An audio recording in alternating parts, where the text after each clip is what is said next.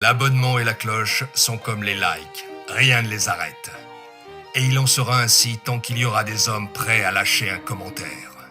Mon trésor, c'est à l'équipage Killer Bee que je l'ai laissé. Partez vite à la recherche des vidéos de Neil le Soubeyron, si vous n'avez pas peur de l'aventure. Bzz les abeilles. On n'oublie pas, rendez-vous au Hero Festival comme chaque année ainsi qu'au Miramas Geek Show. Toutes les infos sont déjà dispo sur la chaîne, sur Instagram, n'hésitez pas à me suivre, c'est là où je mets le plus d'informations, de stories, de trucs, voilà, il y a plein de choses sur Insta.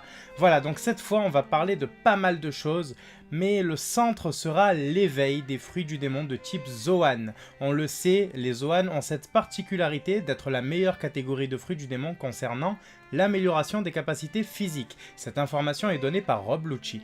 On suppose aussi apparemment que ce type de fruit est assez simple à concevoir, l'ADN non codant de la plupart des êtres vivants étant à 99% identique à l'homme. Ces fruits sont plus simple, on va dire, à comprendre qu'un ressort de Bellamy par exemple. Vegapunk en fait même un artificiel sur un prototype d'ADN de dragon qu'il a lui-même recréé. C'est dire à quel point les Zoan sont faciles d'accès pour qui a un minimum de connaissances en génétique. Parce que réussir à faire un truc à partir d'un clone, d'une création même de dragon, c'est incroyable. Donc vraiment voilà, c'est un truc assez facile on va dire à concevoir pour des génies comme ça. Mais ces 99% d'ADN non codant, dans One Piece ils veulent dire quoi? Pour mes 100 premiers abonnés, vous le savez, mais la toute première théorie de la chaîne parlait déjà de Zoan. Ici on va essayer de comprendre leurs éveils et les enjeux qu'ils engendreraient. Un Zoan permet à son utilisateur de se changer en animal mais également d'adapter une troisième forme, celle d'hybride entre les deux. C'est là tout le choix des deux types d'éveil. Le premier dont on va parler est celui qui se concentre sur la forme humaine. Si l'hybride choisit de se rapprocher de son côté humain, il obtiendra des capacités bien plus physiques. Les premiers exemples d'éveil de fruits du démon clairement montrés dans One Piece sont justement les Zoan d'Impel Down. On le sait, ces fruits sont dus à un éveil forcé par la science, probablement un nouvel échec de Vegapunk, puisqu'il faut beaucoup d'échecs pour réussir à arriver justement à des réussites en fait, ou d'un de ses apprentis tel Chizar Clown à l'époque où il travaillait encore pour le gouvernement. Le fait que l'éveil ait été forcé par le facteur de linéage dont on a déjà parlé est réellement important. L'organisme n'a pas eu le temps de s'adapter à cette nouvelle forme du fruit qui nécessite entraînement et compréhension de la part de son utilisateur. Résultat, le corps et le fruit du démon ont tous deux fait un rejet, reléguant le corps humain au simple rang d'objet à fruits, comme ceux de Vegapunk par exemple dans des canons ou quoi. D'ailleurs, faire manger le fruit du tanuki à un service à thé, c'est pas très sympa de sa part, mais bref, analysons ça correctement. Les gardiens d'Impel Down ont une vitesse incroyable et une force physique redoutable, si puissante et inconsidérée qu'elles participent à la destruction du sol du 3e étage de la prison en se combinant à la Muggy Ball et aux différentes attaques des prisonniers évadés et de Luffy. Deuxième point, leur résistance. Peu importe les attaques colossales qu'ils encaissent, ils tiennent bon et il en faut vraiment beaucoup, même à l'échelle de One Piece, pour en mettre un seul KO. Troisième point, leur capacité de régénération. Post-KO, il ne faut que quelques minutes pour se relever, sans plus aucune séquelle en plus des combats précédents. Leur véritable point faible reste donc leur manque de personnalité et d'autonomie. Avec ça, ils auraient réellement posé problème à l'Alliance. Ce point reste important pour un personnage comme Chopper.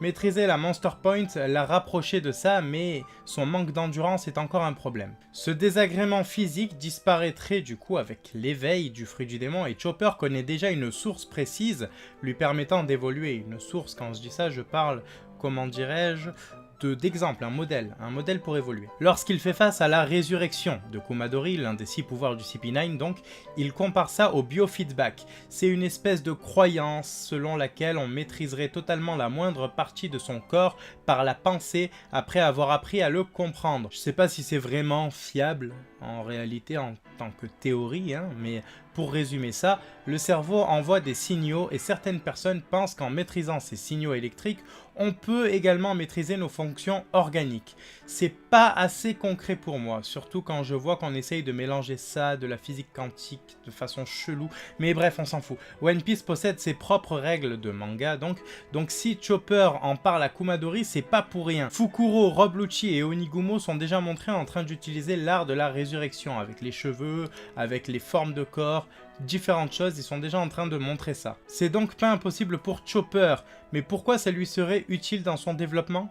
Le Soru a permis à Luffy de créer le Gear Second, le Geppo a également servi à Sanji pour le Skywalk, et je pense que le Rankyaku a permis à Zoro d'améliorer son calibre 36. Je pense même d'ailleurs que la résurrection a déjà été utile dans One Piece avec le Gears 4, simplement. C'est un nouvel exemple pour permettre à Luffy de changer de forme, ce que la résurrection permet. Mieux connaître les capacités de son fruit a toujours fait partie des recherches menées par Chopper. C'est même comme ça qu'il arrive à créer la Rumble Ball et à atteindre pour la première fois sur Droom la forme de Monster Point. On a donc vu l'aspect physique que cherchent à atteindre les utilisateurs de Zoan portés sur la simple baston.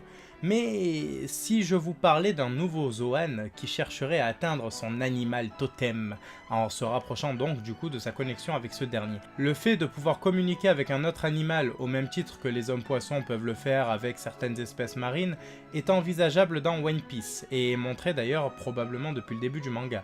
Le Newsku a été introduit dans le monde de la presse par son dirigeant actuel, Morgan Big News. Cet homme a mangé le fruit de l'oiseau modèle Albatros et s'en est servi pour dresser des tas de facteurs qui livrent tous les jours les informations, parfois même en ayant certains traits de personnalité comme le Newsku Okama de Kamabaka. Un albatros qui maîtrise les albatros, ça peut paraître gros, mais pourtant, on en a vu d'autres aux abords des îles dans One Piece, vu qu'en général une mouette est synonyme de terre en vue. Et ben, ils n'avaient pas l'air vraiment dressés, vous voyez, parce qu'à mon avis, ils n'ont pas rencontré du coup Big News, ce qui fait qu'ils n'ont pas été dressés comme facteurs. Oda étant un fan de BD franco-belge, c'est également une très belle référence, le coup des mouettes, au Capitaine Haddock et à Tintin. En tout cas, on va me prendre pour un fou si je ne donne pas d'autres exemples, alors je vous parlerai du pouvoir incroyable de Karasu. Alors lui, à lui tout seul, il représente mon plus gros point d'interrogation dans cette vidéo. Je me demande toujours si c'est un Zoan, et pourtant, je crois qu'on nous laisse pas vraiment le choix. L'utilisation de chauve-souris dans le cadre d'une interprétation de Paramecia a déjà été écrite dans le manga par Gecko Moria, ça serait donc dommage de réutiliser.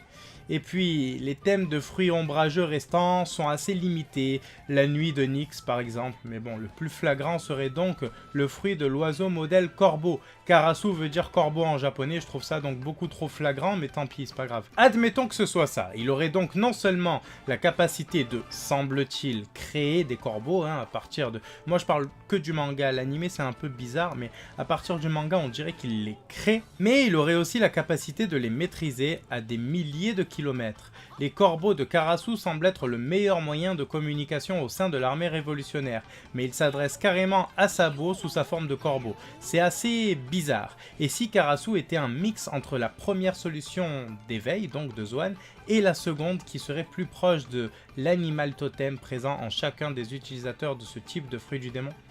Espérons que nous aurons des réponses sur cette capacité très bientôt. Petite réflexion aussi, si on sait que les albatros sont utilisés comme des Newsku, du coup sont transformés en Newsku pour livrer le journal, si on sait qu'il y a cette faculté de maîtrise, dans ce cas, la chauve-souris qui livre les lettres de Shishibukai, est-ce qu'elle appartient aussi à un utilisateur Zoan éveillé? Pour résumer, les utilisateurs de Zoan peuvent choisir entre 2 à 3 voies d'évolution. La première allant vers leurs origines, plus terre à terre, plus puissante.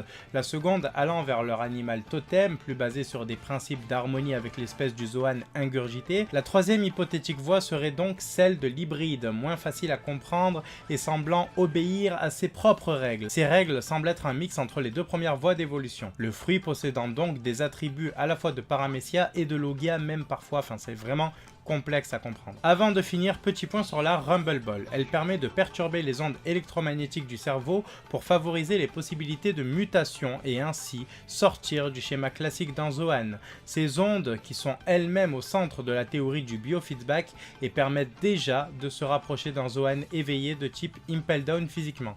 Une piste assez intéressante. Merci à tous ceux qui partageront cette vidéo à tous leurs potes, leurs proches, etc. qui parleront de la chaîne parce que c'est grâce à vous surtout que mon travail se fera connaître. Voilà, toi maintenant tu n'hésites pas à t'abonner, à me dire en commentaire ce que tu as pensé de la vidéo et bien sûr viens me suivre sur Insta. On est beaucoup sur Insta, on s'éclate sur Insta, ça sera marqué je ne sais pas où, donc voilà, je sais que beaucoup vont simplement visionner, mais n'hésitez pas à mettre le petit commentaire quand même. Venez en DM pour ceux qui veulent, je ne mords pas, on pourra parler de One Piece, on pourra parler de prochaines théories si vous avez des idées, pas mal de trucs, voilà, moi j'écris tout le temps, mais c'est vrai qu'on me propose de temps en temps, principalement sur Black Butler, mais on me propose de temps en temps d'écrire des théories sur un certain sujet.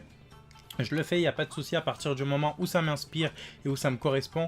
Donc voilà, en DM, tout ça sur Instagram. Je ne mords pas, j'ai pas mangé de Zoan carnivore et j'essaye de répondre vraiment à tout le monde. Pouce bleu, abonnement et cloche pour les plus braves. Bzz les abeilles et à très vite. Si vous voulez soutenir Barbe Blanche et Luffy, abonnez-vous à Killer Bee, où c'est mon point ardent dans le...